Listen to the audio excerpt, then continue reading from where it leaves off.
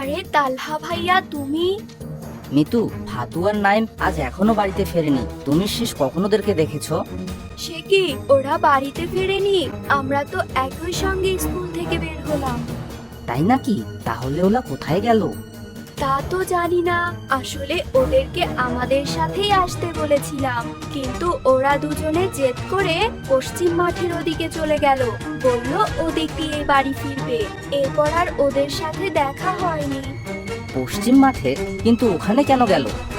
আসলে ভাইয়া, আমরা শুনলাম ওখানে নাকি একটা পুরাতন কুয়া দেখা দিয়েছে, যার আশেপাশে সব সময় রং বেরঙের প্রজাপতি ঘুরে বেড়ায়। শুধু তাই নয়, ওর পাশে নাকি সুন্দর একটা ঝর্ণাও আছে। ওরা হয়তো ওসব দেখতেই ওদিকে গিয়েছিল। কুয়া? ঝর্ণা? কই, এসবের কথা তো আগে শুনিনি। চল সবুজ, আমাদেরকে একবার পশ্চিম মাঠে যেতে হবে। এই বলে তালহা সবুজকে সঙ্গে করে পশ্চিম মাঠের দিকে রওনা হলো। বন্ধুরা, পরের পার্ট দেখতে হলে ভিডিওটিতে লাইক করে চ্যানেলটি সাবস্ক্রাইব করে দাও।